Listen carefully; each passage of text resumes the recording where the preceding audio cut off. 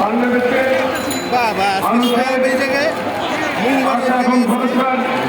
জায়গা BNP chairperson তিনবারের সাবেক প্রধানমন্ত্রী দেশ নেত্রী খালেদা জিয়ার সুচিকিৎসা নিঃশর্ত মুক্তির দাবি বিএনপির ভারপ্রাপ্ত চেয়ারম্যান বাংলাদেশের প্রাণ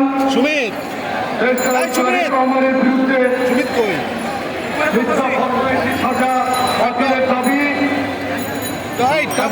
তুলবেন মিছিলের এমপি ঢাকা মহানগর দক্ষিণের সংগ্রামী সিনিয়র যুগ্ম আহ্বায়ক রবীন্দ্রনাথের মুক্তির দাবি সহ সকল রাজনৈতিক মুক্তির দাবিতে আজকের এই বিক্ষোভ সমাবেশে সহযোগিতা সভাপতি বিএনপির সংগ্রামী ঢাকা মহানগর দক্ষিণের সংগ্রামী আহ্বায়ক চেয়ারপারসনের উপদেষ্টা কাউন্সিলের সংগ্রামী সদস্য জনাব আব্দুল সালাম ভাই আজকে এই বিক্ষোভ সমাবেশে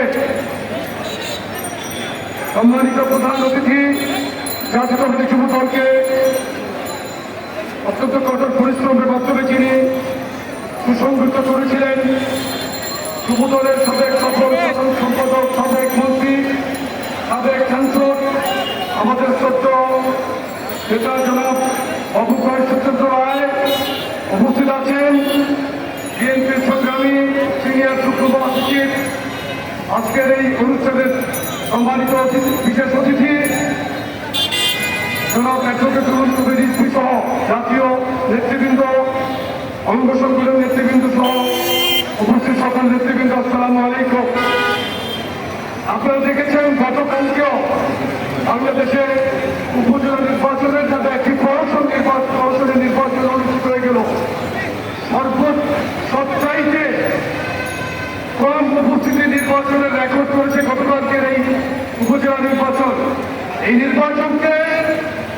নির্বাচন একটি বার্তা দিচ্ছে যে বার্তাটি ইতিমধ্যে বাংলাদেশে প্রতিষ্ঠিত হয়েছে।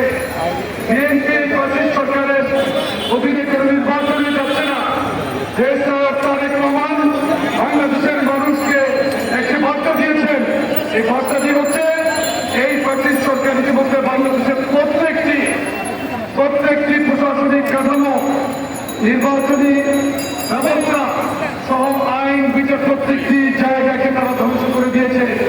তারই প্রতিফলন কালকের এই নির্বাচনে মানুষের শূন্য উপস্থিতি। তার মানে বাংলাদেশের মানুষের কথা বিএনপি করছে, এদেশের জনগণের ভোটের অধিকারের কথা বিএনপি করছে। আর এই বক্তব্যটি দেশের তারেক রহমান বাংলাদেশের জনগণের মাঝে ছড়িয়ে দিয়েছে। তারই প্রতিফলন এই ভোটের প্রতিফলন। আমি আপনাদেরকে এই গরমের মধ্যে বেশি ক্ষণ আজকে রাখবো না। আমি একটি কথা বলতে চাই, অন্যায় অত্যাচারের মাধ্যমে বাংলাদেশের কাঠামোকে আজকে ধ্বংস করে দিয়েছে। ব্যাংক বিমা আর্থিক প্রতিষ্ঠান সকল সেক্টর ধ্বংস হয়ে গেছে। আপনারা আগামীতে বিএনপির নেতৃত্বে দেশের তারেক রহমানের নেতৃত্বে রাজপথে থাকার জন্য যে আহ্বান আমরা করছি, আপনারা আমাদের এই গণতান্ত্রিক আন্দোলন চলমান, এই গণতান্ত্রিক আন্দোলনে আপনারা রাজপথে থাকবেন। আগামীকাল যুবদলের উদ্যোগে দেশের বেগম খালেদা জিয়ার নিঃশর্ত মুক্তি দেশের তারেক রহমানের নেতৃত্বমন্ডল এবং আমাদের যুবদলের সভাপতি সুলতান সালাউদ্দিন কুকু মুক্তির দাবি করে আমরা আগামীকাল এখানে একটি বিক্ষোভ সমাবেশে আমরা ঘোষণা দিয়েছি। আগামীকাল আমাদের এই সমাবেশে প্রধান অতিথি হিসেবে উপস্থিত থাকবেন বিএনপির সংগ্রামী মহাসচিব জনাব মির্জা ফখরুল ইসলাম আলমগীর। আপনাদের সকলকে আগামীকালের এই আমাদের বিক্ষোভ সমাবেশে উপস্থিত থাকার জন্য আহ্বান জানিয়ে আমি আমার বক্তব্য শেষ করছি। আল্লাহ হাফেজ। বাংলাদেশ জিন্দাবাদ। শহীদ রাষ্ট্রপতি জিয়া রহমান অমর হোক। তারুণদের অহংকার বাংলাদেশের প্রাণ দেশ তারেক রহমান জিন্দাবাদ। আমি কিন্তু একটি কথা বলবো, আপনারা বিশ্ব মা দিবসের একটি পোস্টার দেখেছেন, পোস্টার একটি স্লোগান আছে, সেই স্লোগানটি আপনারা নিজের মতো ধারণ করবেন। আমায় দিচ্ছে ডাক, স্বৈরাচার নিপাত, ত্যাগ ঘনিষ্ঠ মুক্তিপাত। আল্লাহ আপনার সকলকে ধন্যবাদ জানিয়ে আমি বক্তব্য শেষ করছি। নেতৃবৃন্দ, ঢাকা মহানগর